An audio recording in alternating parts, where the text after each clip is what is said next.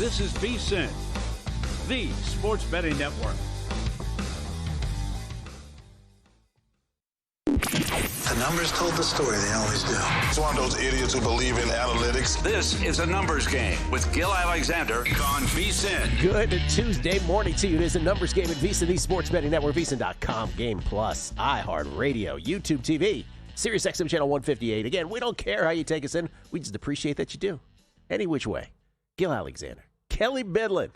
That's right. In the hizzy on a Tuesday. Circa Resort Casino, downtown Las Vegas. You good? I'm good, man. Again, you can be cool like Joe C and put them all together. You can be cool. Oh, that's true. Joe C did that. Our Southern Cali listener, Joe C. It was quite impressive. Yeah. He did a great job with it. I knew if I brought it up for long enough, we'd eventually get someone. And what did he win, Kelly Bidlin? Crisp high five for the next time he comes by Circa. Crisp high five. That's right. Not just any high five. The old crisp one. We can redo it up to as many as 6 times if we screw it up. On the show today, we got it covered. Jake Hahn on the NHL. He's going to come up later this hour, co-host of The Point. I want to ask Jake about the sort of drift from the Olympics. Can we exploit this handicapping hockey starting tomorrow? In other words, let's sort of break down which teams had the most Olympians. Specifically, I want to get into Canada and the U.S., who obviously lasted the longest, played the deepest into the Olympics. Is this a thing? And if it is a thing, for how long is it a thing? 1 night, 2 nights? They're like the U.S. team's partying in Miami last night. Like we got games tomorrow. And we'll also, because Jake is Canadian, we'll also get the Canadian perspective on all this. Does he think, like me, that the 3-on-3 is ridiculous? Pretty sure he owes me a case of Yingling. Oh, really? Yeah. Very nice. We made fun show bets last week. What does he owe you a case of? Case of Yingling. That would be America's oldest beer. And I forget what I was going to pay him back with. Molson. Got to be Molson. A little later, by the way, Jim Root, college basketball. The college basketball formula, when I gave the 6 teams yesterday, and I said, I don't know about Houston, right? Houston gets rolled by Kansas on a Monday night at Fog Allen. Could have been Fofoitled Allen for all we care. They don't lose there. Do you know what that trend number's up to? 41. Yeah, okay, that's what I thought I saw last night on the screen. We like to avoid trends here on this show, but man, after 41, it's okay, fine. 41, we'll say it. I had that on like the second TV, and I'm like, they did the little like pop up from the scroll. It was like 40 and 0. I'm like, that just say 40? That just say 40? It's also, you also hear the folks who are like, well, you can't beat them there. It's not easy to beat them there, but on Monday you can never beat them there. Well, you never can. Never can. But Houston's lost 3 in a row. Houston does look like the most fugazi of those 6 that qualify currently. We said that yesterday before that game yesterday. We'll get Jim Root's thoughts on that, what he thinks about the qualifying teams, what he's got in college hoops tonight. No real huge marquee matchup tonight in college hoops, but it's a bigger slate than there were last night. Just 9 games yesterday. Drew Dinsick will join us. He joined you guys last week, by the way? He did last week. Yeah, yes, he was back last week. Back from the Olympics. We'll talk Olympics with him. Couldn't get to 12 and a half golds. 12 is where the U.S. ends up with. We'll get his redux on the Olympics, talk NBA with him as well. We'll get into that whole thing about the discussion we got into yesterday about all these awards in the NBA that all seem up for grabs in big ways now that they didn't, given 65-game floors. We'll talk NFL, most and fewest wins. And later on the show today, we got to talk about this. Joe Pita is coming on to talk baseball with us. Now, when Joe Pita comes on, Joe Pita, for those who have followed this show long enough and have followed Joe perhaps through this show, maybe his days at ESPN Chalk, he wrote a book called Trading Bases. He's a Wall Street guy. He got hit by an ambulance. Got hit by an ambulance in New York City, and he got injured. And, pardon me, I'm getting emotional talking about it. When he got hit, in his convalescence, he wrote this book, Trading Bases, about baseball modeling, handicapping baseball. And it was a big hit. And then he sort of transitioned into golf over time with a master's book. He was doing Moneyball for the Money Set, where he was rating portfolio advisors in Wall Street using some of those same principles. Anyway, he's back to baseball full bore this year for the first time in years. Oh, I didn't even know that. Okay, yeah. Great. So we're going to get a 3-part series from Joe. And today what we want to do is we just want to go to some of the building blocks. Some of the things we're going to sort of discuss is the term sequencing, which I use when I do my season win totals, versus base runs, versus third, what is it called? I can't even remember now. What is it? Third order wins, cluster luck he uses. Just talk about what those are based on. Pythag, which I talk about when I do my season wins. We'll give a case example of Pete Alonso. We'll talk about runs created, why he loves that stat so much, pitching luck, fielding independent versus ERA, some of the things that we throw around willy-nilly that we'll just get into with Joe in a way that you will not hear anywhere else. I will promise you that. So we look forward to that with Joe Pita a little later on. You can follow Joe on Twitter at MagicRatSF. Yesterday, Kelly started the show, and I want to get these out right now real quick because I don't know if these have started. Maybe I should have started with this. Maybe I should have really started 5 minutes ago with this. Yesterday on the show, had two dogs in tennis. They both hit. Whitney Osigwe in Austin, Texas. She beats Elizabeth Mandlik in 3 sets, came back from 1 set down to win that one in 3 + 120 cashes. And then the big one in Merida in Mexico, plus 290 on Emiliana Arango over Anastasia Potapova in straights. It's her tournament, man. Nice, man. That's her nice tournament. Right there. That cash, so huge for everybody who rode that. Hope you did. Today, there's so many matches that on handicapping from a Sunday to a Monday, they sort of slow play all these tournaments. They don't have a full slate. Last night, there's just a million matches over like 5 tournaments, and I'm trying to just I'm throwing the clay one aside because I just don't have enough time. Yeah, they're all over the place. So there's the men are in 2 spots, women are in 2 spots. So I was only able to get to the men handicapping. Later for subscribers at VSiN.com/picks, I'll have some ladies plays. But as far as right now in Dubai, 2 plays, they're about to start, if they haven't already. I'm on Stefanos Tsitsipas, who is, I'll get you the exact price. He was right around, there you go. Money. There you go, even money versus Hugo Humbert. These are kind of similarly priced. Stefanos Tsitsipas, not really spelled that way, but, it's T-S-I-T-S. Stefanos Tsitsipas, even money versus Hugo Humbert. That should be starting in Dubai here if it hasn't already. And then you want to crack at the pronunciation of this one right up top? Ooh. Camille. Oh, boy. Camille Marshak. Not bad. Okay. Camille Myshak. It's not Maj Jerzak. That's what we do with the J there. It's a My. Goes into a My. Well, it's Polish. Yeah. Those are my people. I should know. Again, did you come up with Swiatek when you saw that spelling? Camille Mychak plus 108 versus the Australian Alexei Popyrin. So those are the 2 plays here in Dubai, and we should follow these during the morning. I think both of these will be played while we're doing the show. Tsitsipas and Mychak in Dubai this morning. Not quite as sexy as the prices as yesterday, especially that Arango one. But again, even money for Tsitsipas, plus 108. Mychak, give or take a few pennies where you can shop around for them right now. So there you go. Those are the 2 tennis plays. And, Kelly, NBA tanking. We got into it big time yesterday. We have our first, since I came back from vacation, our first NBA brain-dead parlay. Moneyline parlay against tanking teams. Now, I used Houston yesterday, but it was only 3 NBA games, so there was nothing to really pair it with yesterday. We brought that up into the show, though. Yeah, we brought it up. Look for openers today you can pair that with. But let's just say you didn't use it. The brain-dead moneyline parlay in the NBA today is a 3-teamer, if you didn't add Houston from yesterday, Sixers, Hawks, and Hornets. Sixers are taking on the Pacers. Hawks are taking on the Wizards. Hornets are taking on the Bulls. And if you look at our tanking trustworthiness tiers, these were mine from yesterday. You can agree or disagree with the trustworthiness rankings. But in essence, I don't trust. When I say don't trust, when I say trust, I mean trust them to lose. So it's a little converse thinking here. I trust the Bulls to lose. I trust the Wiz to lose, even though they won 6 of their last 12. What are they doing? And I trust the Pacers to lose in all these. So that pays if you didn't use last night's game, because last night's game would have made it slightly into plus money. But if you didn't lose last night's game, it'll pay you 78 cents on the dollar, roughly, to make this. And we're just going to do this every day. And I went through the whole explanation of it yesterday in terms of why I thought. Did we put out a clip? We did put out a clip of that. Yep. I'll retweet it again today, just in terms of how I broke down all these teams 10, 11 deep in terms of this unbelievable situation in the NBA that is just a sprint to the finish. And by sprint to the finish, I mean in the wrong direction. But in the right direction if these teams are doing well for their own franchises. Mm-hmm. That's the conundrum of the NBA. Completely co-sign on that one, too. I bet the Hornets, and then I did a 76ers-Hornets Timberwolves money line parlay, which is a little bit different. I've been kind of mixing and matching some of the. I think it's a good opportunity. You can tack it straight like Gil is, with just kind of all the sides against the tanking teams, or if you need to boost a number, like I laid 5.5 with the Wolves tonight, and then 7.5 with the Hornets. Thought just kind of throwing them all in a money line parlay made sense too. Is that Con Kneppel a new bet?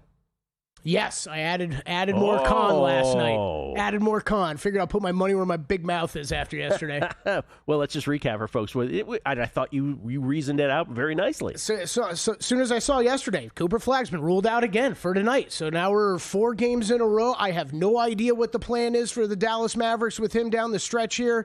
I think they are very, very much entering the possible territory of tanking away his Rookie of the Year award. Con Kneppel is right on his heels, Gil. And I kind of dug into this more last night. 2 things. The stats keep getting closer and closer. Every time you check in on these guys, Cooper Flagg's kind of lead is getting less and less. He's at 20.4 points per game. Kneppel 19.2 rebounds. Flagg 6.6. Kneppel 5.5. The assists 4.1 for Flagg, 3.5 for Kneppel. Con Kneppel also, I think he has the second best 3-point shooting percentage right now in the NBA. Again, how do voters handle good cases? Yeah. And how do they handle this case down the stretch? If Cooper's on the bench and Kneppel is contributing to a playoff team, we always have said wins don't matter when it comes to Rookie of the Year race. But if you're outward tanking versus what Con Kneppel's doing, I think it gets interesting, and I think at 3-1 or better, it's still a play. Well, right it's two-tiered, right? If he just doesn't, let's say Cooper Flagg just starts missing games, a bevy of games, that's one level of it. But the level that you're suggesting would be a fascinating one. Would voters use their vote as a referendum on how they feel about tanking teams? That would be sort of unprecedented. We'll come back. NFL players, where are they going to end up next? You can bet on it next on a numbers game right here at VSiN. There is no other college basketball betting analyst quite like him. His passion is unparalleled. He handicaps every game, every day, all season long. Sleep is not an option for him. He stays fresh by running 12 miles a day, every day, while doing his podcast and answering your tweets. He is Greg Hoops Peterson. Tame the madness of March by catching Greg Peterson on VSiN, the sports betting network. This is VSiN, a network of sports betting analysts, writers, hosts, and handicappers, all here to help you become a more confident bettor. We broadcast live every day from Las Vegas, the sports betting capital of the world, and from studios across the country, giving you insight from every angle of the action. Take VSiN with you wherever you go with the VSiN Watch app, or catch us on streaming platforms and regional sports networks. You can also listen live on SiriusXM Channel 158 and on radio stations nationwide. Check out VSiN.com as well for betting tools, exclusive betting splits, AI-powered player prop projections from Opta, pro picks for every game, plus in-depth betting guides and articles built to give you an edge. From sharp betting analysis and daily best bets to insider interviews and expert breakdowns, VSiN is your trusted source for everything happening in the world of sports betting. See everything we have to offer at VSiN.com and become part of the Sports Betting Network. Coming up on Tuesday's edition of Money Moves, we've got a good one. Our mid-major maestro back in studio, Adam Burke. He's going to give us his thoughts on the upcoming NCAA tournament bubble. Who's in, who's out? We'll get his best bets for the day as well. We'll look ahead to the PGA Tour Cognizant Classic on the horizon. We'll start our preview and, of course, the National Basketball Association, a monster card on a Tuesday. Which favorite do I like? We'll tell you who it is. It's Money Moves, so join us 11 to 1 Pacific, 2 to 4 Eastern on VSiN, the Sports Betting Network.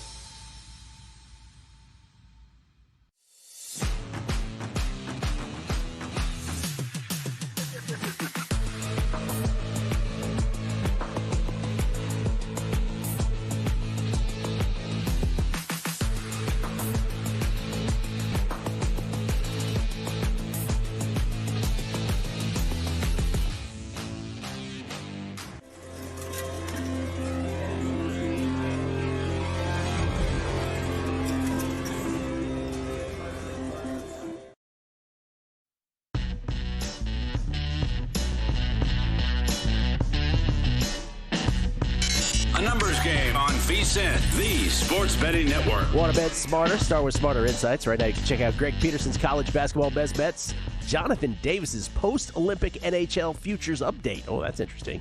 And the MLB betting guide. Later today, you can check out Tyler Shoemaker's men's and women's college basketball projections, Zachary Cohen's NBA picks, and Wes Reynolds' Cognizant Classic preview.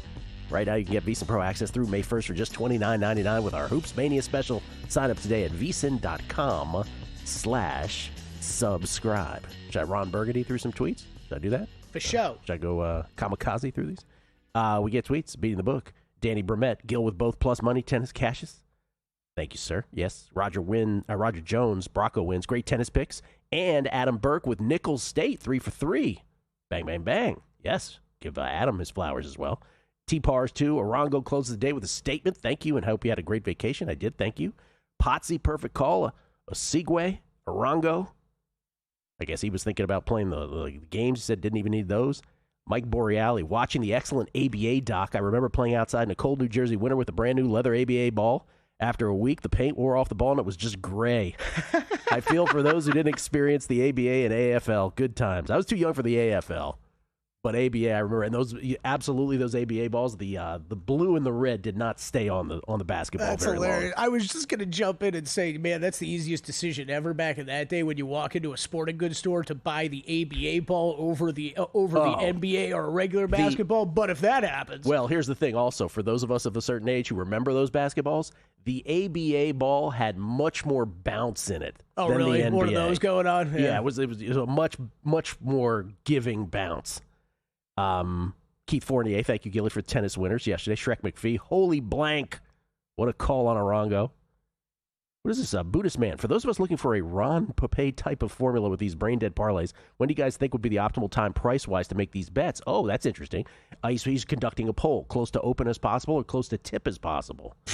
I just remembered he put out a poll, and I just responded to him. So I guess I didn't take part in the poll. Buddhist? Yeah. Oh, yeah. Because I think unfortunately, with all these things, I think it's a little more complicated than that. I lean towards open, and I think good example is that 76ers one that we both ended up on for tonight, right? I was sitting at my desk working on golf and NBA stuff for today, and starting to get into the NBA card for today, right? And I'm like, all right, Sixers kind of jump out, but and I'm like, okay, they're going to be a big favorite. They're probably going to move. So I think on opens, for most of them, it's the right time to get in, but there's still some of these injury questions, right? That you kind of want to be more sure of. So, sure enough, I was sitting there. It was 8.5. Phillies 8.5. Comes down on my phone right away that Siakam's questionable now for today. As soon as I saw that, I got the bet in right then. That's why I just rushed to cobble those three legs together. Siakam's question. They got fined. They don't care. They don't care. They do not care. Again, Brian Windhorst said one NBA executive told him this first pick is worth $100 million. They couldn't care about it. They could not care. You could find him $500K all you want. And they only got fined $100K. The Pacers. Ray in Texas. Hey, Gil Kelly, can you ask Wes if the ABA doc discussed the Flint Tropics and how Jackie Moon was the OG Nikola Jokic style of player? Bring back fighting the bear during halftime shows as well, please. That, of course, a movie reference. This is what I'm talking about, Gil. I would get 7 minutes into the documentary that I just turned on that movie. It was so dumb, but so entertaining. A couple things that are not sports betting right at this moment, but will be sports betting at some point. The WNBA, you hear about this?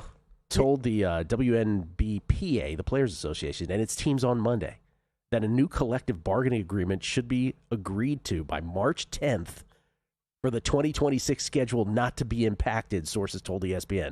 Now, that's a moving target. They could, they could draw the line, and then they could do the whole thing in the sand where they draw it again. But they have set their first deadline. Are these ladies going to mess this up? Oh, yeah. I think the key piece of language, you and I have been wondering about this for months now, right? Is this really where we're heading? And just seeing whether it's true or not, like you said, they could redraw the line in the sand. But seeing the league say, this is the deadline date before it affects scheduled games. We're already at that point. It's bad, man. It's real bad. And then the fight that nobody wanted to see again, but apparently it's going to happen. Floyd Mayweather Jr., Manny Pacquiao. I'm sure we'll care that day. Yeah. Floyd Mayweather Jr., Manny Pacquiao. What are they, 49 and 47 respectively now? We'll meet again in a professional boxing rematch, and this one counts. This is actually a fight. So Floyd risking the old undefeated record. September 19th at the Sphere here in Las Vegas. That's the best part of it. Why does it need to count? Like, it's not like these guys are active fighters or will be fighting after that. Let me translate what all this means. You ready for this? Floyd may have some bad investments. Oh. Just saying. I haven't seen those. There's nobody at his age who's like, I'd like to risk my undefeated record willy-nilly. Great point. Come on. Stop it. Or, or both, but like how much these guys get paid is absurd. Oh, yeah. Well, I mean, I'll go slap Manny around for 20 minutes. This is the greatness of being Floyd Mayweather. Yeah. You can make all kinds of mistakes. It doesn't matter. Just show up right one day. in. It's like, I'm good. It's like all these musical artists, right? Like, Tony Braxton is broke. Oh, Billy Joel his manager stole all his money. It's okay. They just go on tour. They make tons of it back. Yep. Be nice. Bruno Mars adds a stadium tour. Bruno Mars. I can't believe it. Another venue here in Las Vegas. He's trying to hit them all. What an amazing performer. He just tries to get around as much as possible, Gil. Man, is incredible. Shrek McPhee, local establishment yesterday for a kid's birthday. All I could see in my head was Gil on an NFL Monday guessing line segment. Oh, he's playing a Plinko machine there, I see. Jack Hughes' mother, Ellen Weinberg, from 1981. That video is going around, her playing hockey. Thank you, Mike Zills, Duke 90. Judd O'Connor, not only did I hammer Emiliana Arango the plus money, but after watching her take control of the first set, I was able to get her up 6-5, even money live. Now, that's a Monday. Ben Vanna, thank you for the tennis picks. Lunch money. Wow, he parlayed him. JT Speak to Bird, read Trading Bases. Great book. Looking forward to hearing Joe later. And 3Jack H3131. Gil, do you even think, even as an adolescent, that Joe refused to be a convalescent? If you know, you know. And then Ryan Hyde. I always appreciate when Gil uses the phrase, for those of us of a certain age, it somehow makes being that certain age a little better and more dignified. Welcome back. Thank you very much. Nothing wrong with that. Old enough for the ABA, NBA, not old enough for the AFL, NFL. Okay, A.J. Brown, Kelly. Oh, real quick. Did you see what football league do we have now? The UFL, right? It's the UFL? I can't keep track. Yeah. UFL, thank you, Danny. Danny's like, I could have played in that league. Danny still got a shot, man. Yeah. UFL adding a 4-point field goal. Oh, there you 60 go. 60-yarders will be worth 4 points now. You hear Paul Pierce came, with the old Steve Zabin idea of making a blinking 3-point line for the NBA. Oh, God. Like it's not worth 3 all the time, but at certain points, like if you make 3 defensive stops, it should start blinking. Then you get a 3-pointer. All these rule ideas. Thanks, Paul, but we're good. We're good there. I kind of like UFL. You're always going to be the other football league. You might as well try stuff like that. I don't have a problem with that. No, one. I don't either. A.J. Brown, Tony Sirianni. Why do I keep calling Tony Sirianni? Nick Sirianni, A.J. Brown. The drama of A.J. Brown on the Eagles last year, and Nick Sirianni has come out and said, hey, look, I think he'll be on the team. I'm paraphrasing. I think he's going to be on the team next year. What was that? Sorry. Yes. I think he's going to be on the team next year. But, he was even saying, I don't know if I'll be here next year. We're all day-to-day, basically, is what he was saying. He was one of those. Did you catch that? He needed to stop talking. Like, it was one Sirianni? Of those, Yeah. Like, it was that situation where you keep getting asked the same question. Like Sirianni, learn from Joe Mazzulla. As much as I'd hate to tell anybody that when it comes to PR or anything, did you catch Mazzulla getting the Tatum questions and just was quiet? Oh, can we talk about this, please? Just the Mazzulla thing? Well, the Tatum thing, I'd like to say sure, something. yeah, sure. By the way, this is a total stream of consciousness. We totally apologize for this. Yeah. We'll be scatterbrained. We'll get back to the show in a minute. But the Tatum thing, right? So in the end, right, Jason Tatum, I just want to say it again, for all the whack jobs that say you can come back quick from an Achilles, it's still going to be about 10 months for Jason Tatum to get on a court. Is that was that timeline? Is that where we're at right now? Remember, he was supposed to get back in January. People are like, he's going to be back by January. Yeah. No, you just can't. And remember, the most ridiculous was when Dr. Chow was like, yes, Aaron Rodgers is right. The Achilles in September, he'll be back by the playoffs. Stop it, people. Well, the other part, Gil, it's even now, right? Like, I think we're going to see him. Pretty sure, considering he's playing with the G League team, we're going to see him during the regular season. We're going to see him during the playoffs. The one I feel like I have to keep calming people down on, JVT's done this too. We can't jump to the assumption that he's 100% Jason Tatum and that like this entire Eastern Conference moves to the Celtics. Like, there's a chance of that, but like there's also a chance the guy's playing 50% the rest of the way. Also, to have doctors like, oh, Gil, there's advancements or stem cell. No, I get it. Trust me, there was an advancement from my first to my second. I get advancements. but y'all haven't had it. There's like a mental hurdle you have to get. And these guys are playing at the top level. Like, it takes time. We're still human, right? That part hasn't changed. Right. Although coming to a theater near you, if we live long enough, it might very well change. The whole AI thing. Don't want to answer. AJ Brown, Eagles minus 150 next team. Pats plus 175. Everybody else 8-1 or longer. That's the Bills at 8-1. What do you think? I still think the Eagles would be a little crazy to like trade him, but man, I don't know if they're minus 150. It sounds like he could very well be on his way out. I mean, he is a bit of a malcontent, yes? No, yeah. Like, do they really want him around at this point? Is he worth the squeeze? Oh, I still think he's a very good wide receiver. Was he last year? I'm not saying he's not, but was he worth it last year? I'd love to see him on the Niners. Okay, they're 12-1. Coming back, Jake Hahn, hockey next. Time. There's nothing more valuable. It's what drives everyone to make the most of every moment. We celebrate living large in the now.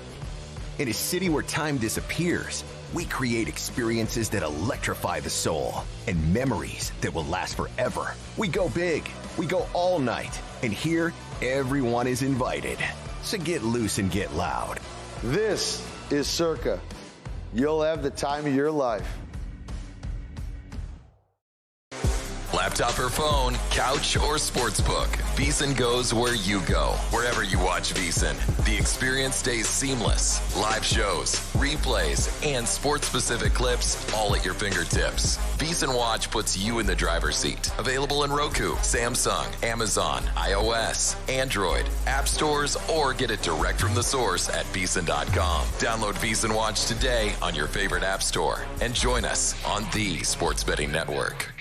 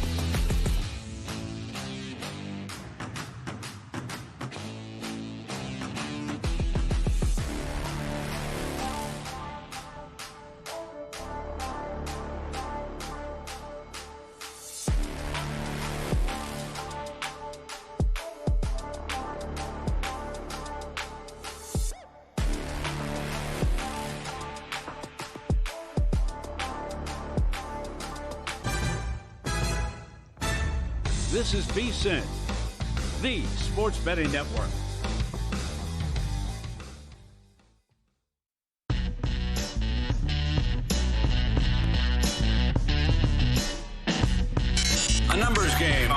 VSiN, the Sports Betting Network. Get ready to win a larger-than-life World Soccer Championship experience only at Circa Resort and Casino in Las Vegas. One lucky winner scores a 2-night stay at Circa, a VIP cabana for the games and stadium swim with $500 in credit, plus $250 in food and beverage. Arrive in style with limo transportation. I mean, that alone, right?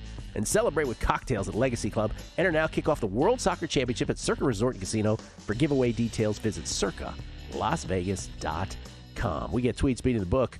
Sam Ginsberg, our buddy from Pittsburgh, PA, says, so you get a well-deserved vacation and the tennis picks aren't working well, and you come back to work and a plus 275 dog hits. Can you really afford to take time off? It's a good point, by the way. Yeah, that first week on vacation, it was bad.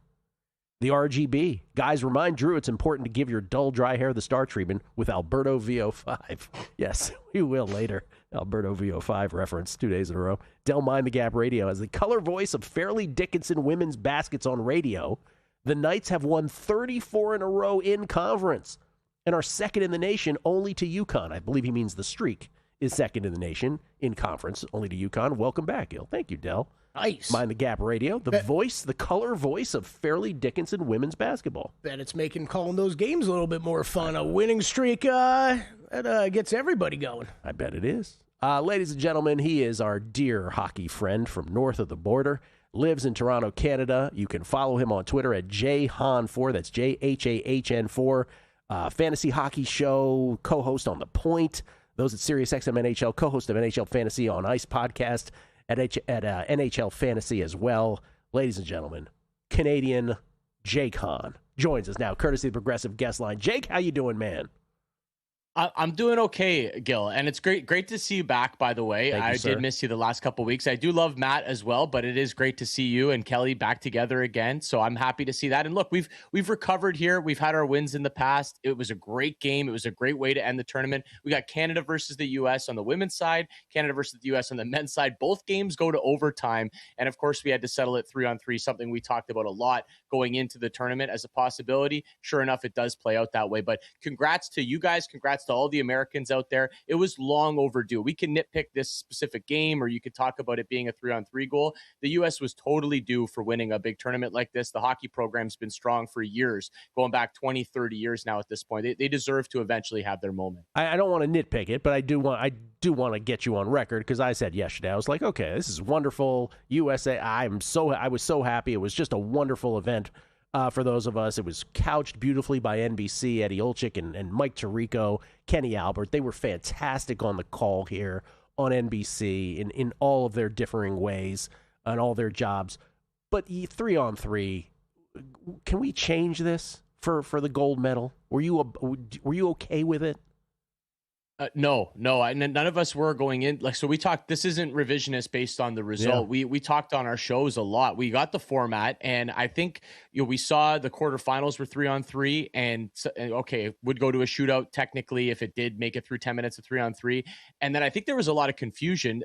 We saw that the gold medal game was 3-on-3 as well. And I think a lot of people were asking each other, really, that they're actually going to do that if it goes, if a gold medal game, but we're going to play 3-on-3 overtime.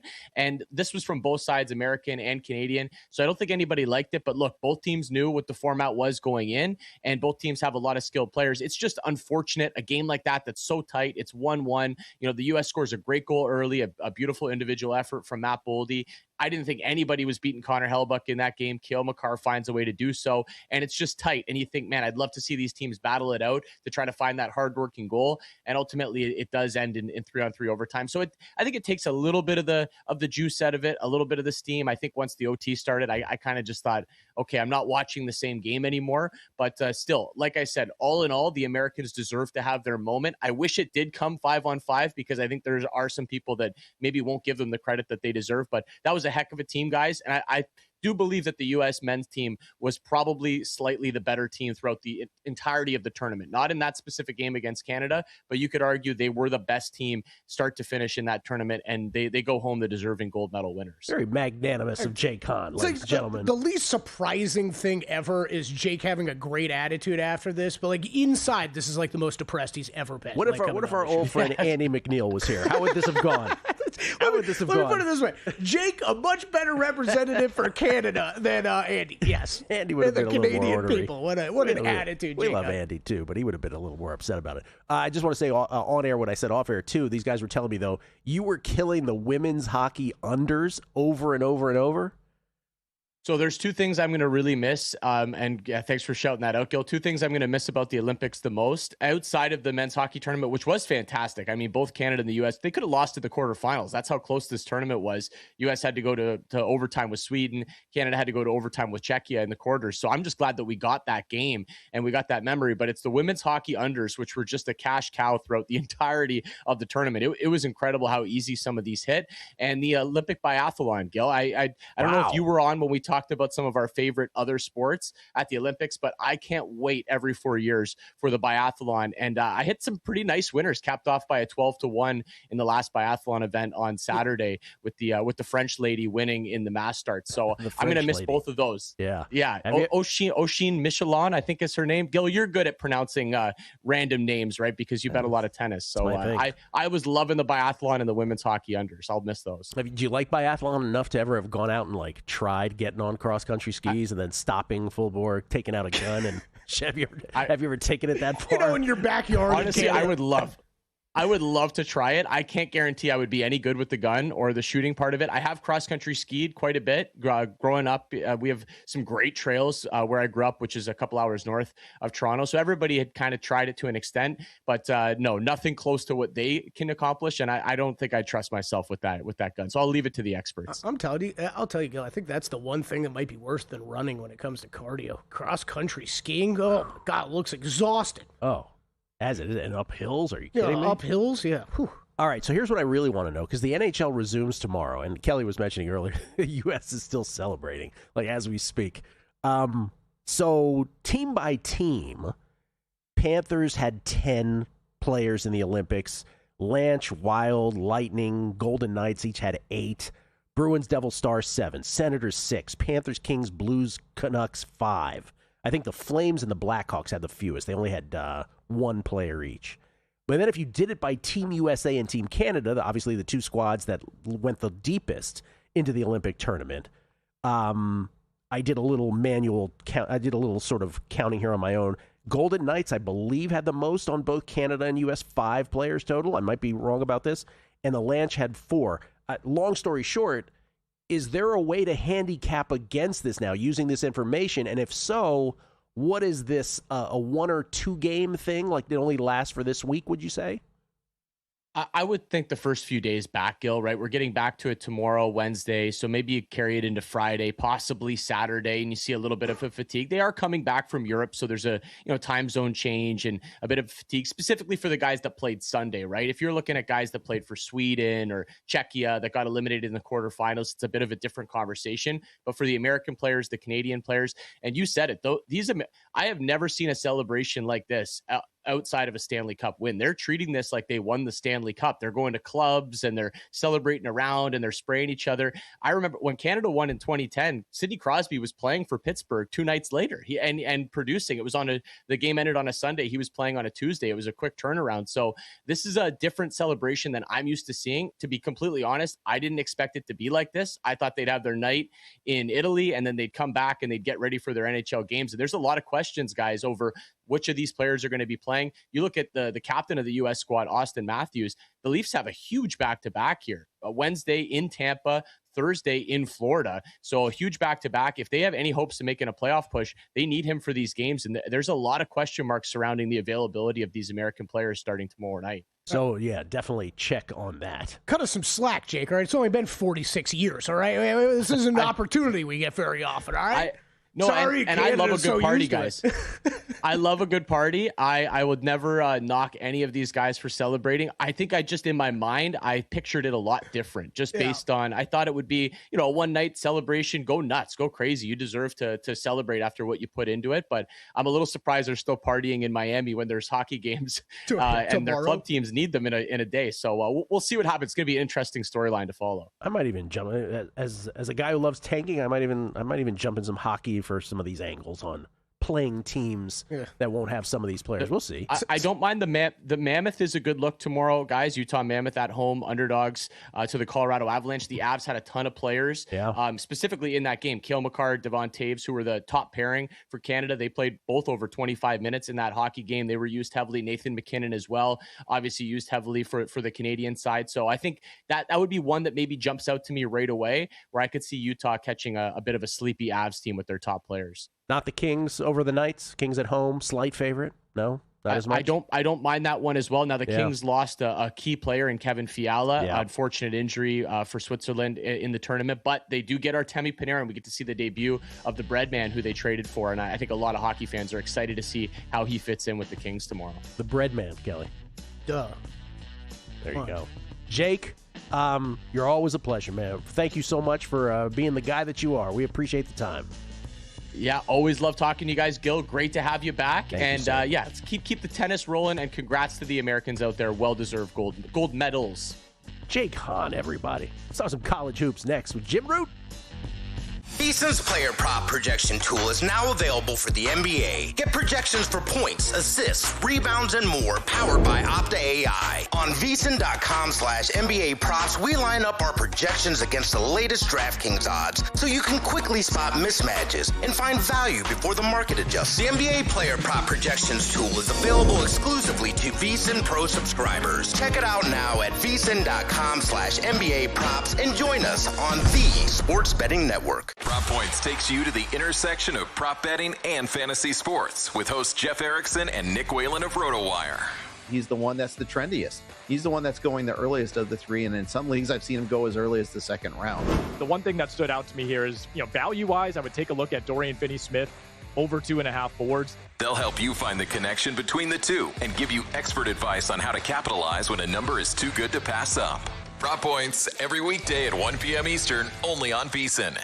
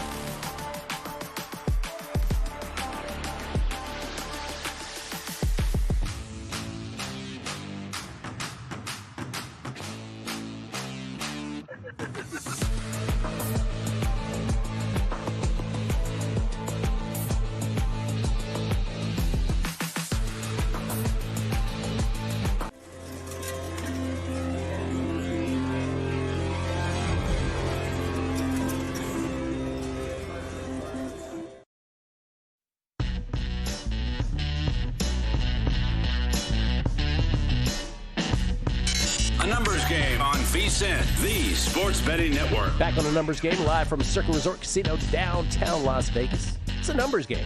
Gil Alexander. Kelly Bidlin, producer number 9, so much more than a producer. Hola. Kelly Bidlin on Twitter. We get tweets beating the book, numbers guys. Welcome back, Gilly. I parlayed those 2 tennis picks last night, and now just need Borges to upset Tiafoe for a 23-unit score. So thank you. And what about Borges? I thought that was properly lined, that game. Or that match, I should say, between Borges and Tiafoe. Tiafoe, a little, you see how he ended in Del Rey? Very shaky ending to his... Tiafoe played in Del Rey? He did. Oh, man. I should have gone. I believe he was in Del Rey. There's so many different venues. Yeah. I was like, I think that was Del Rey. Yeah. Okay. Dan Groeschel, my favorite part of Jake as a guest is that his response to Canada's loss matches, how his response would have been had they won. Yeah, it's very even-keeled and rational. I kind of want to see Toronto win the cup now, just so we could see Jake show some emotion. He did admit off air, he's like, if you had caught me right after the game, it might have been different. And he still says the Blue Jays Game 7 loss hurts more. That was a surprising answer. Yeah, that was bad. The crazy World Series, though. Like, that is a World Series we will never forget. James Giuliano, always in action. Appreciate you reading my tweets. For the record, it is pronounced Giuliano, not Juliano. I'm in Vegas for my annual Bankers Conference. Oh, a Bankers Conference, Kelly. You may run into Gilead Aria, but where does one run into Kelly besides getting escorted away from a blackjack table? Oh, James, if you only knew the half of it. Where do you usually hang out, sir, now that you are... now that your Vegas scope is being lessened? Yeah, it happened again. That's why Gil's laughing. I don't want to go into details of this one, but it happened again. I'm all over the place. I'm more down south, though, kind of the local joints. You'll see me South Point, Stations, casinos down there, and then, on the Strip, usually once a week. Just look for the guy who's disappearing right before your eyes. Ladies and gentlemen, let's talk some college hoops. James Patrick Root joins us now from 3-Man Weave. You can follow 3-Man Weave at 3MW_CBB. Jim Root himself at Second Chance Points. That's with the number 2 on there. He joins us now courtesy of the Progressive Guest Line. Jim, recovering from a bachelor party. How you doing, Jim? And I'm good. I'm glad I wasn't talking to you yesterday. I don't think I would have had the same gusto, but we're back on the horse today.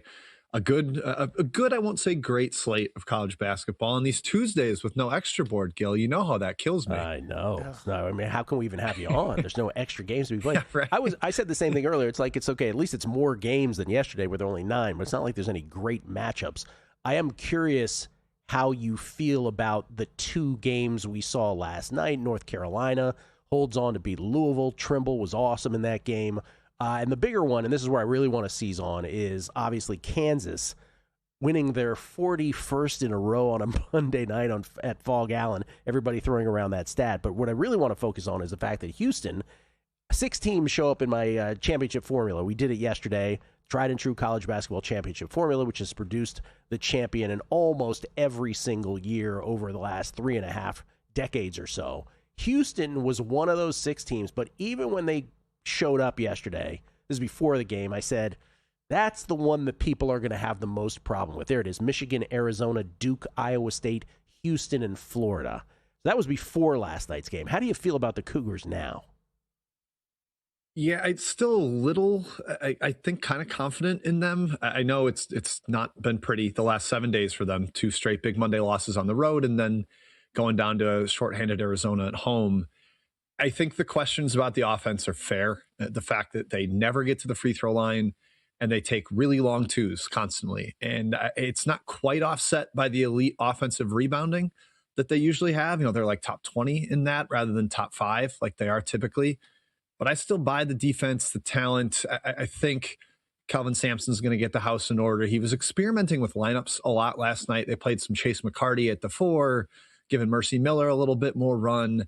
I think he's just, especially with that grueling 3-game stretch, not looking to, I mean, obviously they wanted to win, but he's still trying to figure out like maybe the right exact combination with them. I'm not sure they can win 6 games in March if they have to beat like a Michigan and a Duke at the Final Four, but I still think this team can go to the Final Four. I feel pretty good about it. Just based on the defense, having a star in Kingston Flemings that may or may not be the best player that Sampson's ever had. And they just need better shooting nights from Flemings and Sharp. Both those guys were so cold last night. That was a real problem for them. You said it, though, in there, right? To win the tournament, to win March Madness, you have to go 6 games. And they had a stretch last night. I know you're not likely to necessarily have this kind of drought, but can Houston, as currently constituted, I'm sort of saying this out loud, I'm sort of answering my own question. You know, they had a 16-minute stretch last night where they scored 14 points, I believe. And they just don't feel like a team that can get through 6-game gauntlet. Not that the first two are a gauntlet, but you get it, right? That can get all the way to the promised land. Now, I'll just go to Kansas for a second because those listening are going to ask about them too. You don't get to play all 6 Monday nights at Fog Allen, apparently, in March Madness, I'm being told in my ear. So are they even a thing to you? Yeah, the Houston offensive droughts are real. They don't have a front court scoring threat the same way they used to with like J1 Roberts or Josh Carlton back in the day. And not having that, I think, is what creates those droughts. They're too jump shot reliant. So despite having a super talented backcourt, they can go on those droughts. Kansas, I'm not buying as a title contender either. I'll say Final Four. They did look a little more in sync with Peterson last night, even though he didn't play that well. I thought there was a little bit more of a flow offensively, particularly in the second half. Defensively, that team is elite, especially if they get Peterson dialed in, because like if he's out there, they're huge on the perimeter. They're switchable 1 through 4. Badunga is everywhere. I mean, you can probably say switchable 1 through 5 with the way he moves around, his timing, blocking shots. Their front court defense is for real. Watching what they did to Arizona, what they did to Houston, really anywhere on the court last night. I buy the defense. I just think they're going to have some offensive droughts that are a little too much to overcome. Maybe akin to Michigan State in that way, where I don't quite buy the offense to be a title contender, but they could get to the Final Four if they get the right draw. All right, before we get to your 3 picks, let me ask it this way. So the 6 teams that came up were Michigan, Arizona, Duke, Houston, Florida, and Iowa State. If I told you that the eventual national champion comes from outside of that group, let's say it together on 3, the answer will be 3, 2, 1, UConn. No, UConn. Yeah. I said UConn. Oh, yeah. Okay. I figured that's where you had to be going. Yeah. I would tend to agree. I just think the ceiling's really high. It feels a little, it's not the same, but it feels a little like 2023 when they struggled in league play. They lost 6 of 8 in Big East play that year, but they covered every single game in the non-conference, both before conference play and in the NCAA tournament, won every game by double digits. It's not that level of team. It's not that level of talent. I'm not going to go crazy and say that. But I think the familiarity that a lot of the Big East teams have with them, how they play, the sets they run, it's a better team in the non-con when teams aren't as used to playing their offensive execution, and perhaps you get a little less physicality allowed in the defensive end on the NCAA tournament. So perhaps teams will not be quite as ready for UConn there. All right, the floor is yours. What do you got tonight? Well, we're going to double down on Trojans here. We're going to start with Troy minus 11. Let me pull up the rotation number because I wouldn't dare not bring that. 636 Troy minus 11. This is a bounce back spot for them. Struggled over the weekend. Couldn't quite get it done against South Alabama. Kind of an ugly offensive performance. And I think Louisiana is a good get right team here. They thrashed them in the first meeting. And they're just the better, more skilled team here. Louisiana's had a decent run through league play with. They've got a Houston assistant, Quanez White, running the show there, former Houston assistant, but just not fully buying them. So then the other one would be USC. I can pivot to them. They are 669 on the betting board, plus 7.5. I think some UCLA money came in as I was sending these over, these bets over. But UCLA off that overtime win, very dramatic game. They got to get up and down the court a little more with Illinois. I think USC, this is like heavy buy low, sell high here. But USC got Chad Baker-Mazara back last game. I think you see a better performance from freshman Elijah Arenas, who had a few good ones and then has sank back down into kind of a void of late. And it makes sense. He's not in full game shape after missing most of the season. But 7.5, crosstown rivalry game there. No travel. I'm buying the bounce back from USC after they kind of, really hurt their tournament chances against Oregon over the weekend. But I'll take them plus 7.5 as a home dog. And then lastly, 657 San Jose State minus 7 Spartans. This one is mostly a fade of Air Force, who is 1-13 against the spread since the turn of the calendar. They've been an easy fade for me in league play. San Jose State's not the caliber of Mountain West team I want to fade them with, and they've definitely got some injury issues. They've been hurt all year. But, man, Air Force has just been really, really bad. You could also look at the over here because 13 of Air Force's 16 games have gone over the total in league play. So I think that might be worth a look too. I think you get up and down, and their defense has been abysmal. But I will lay the 7 there with San Jose State on the road. There it is. Couple Trojans and then Spartans of San Jose State laying the wood against Air Force. You and the other 2 Weavers, Kai and Matt, going to be in Vegas for the conference tournaments this year? Only I'm there for the first round of the NCAA tournament, but only me. Kai and Matt are taking a year off. It's sad. Wow. End of an era. Man.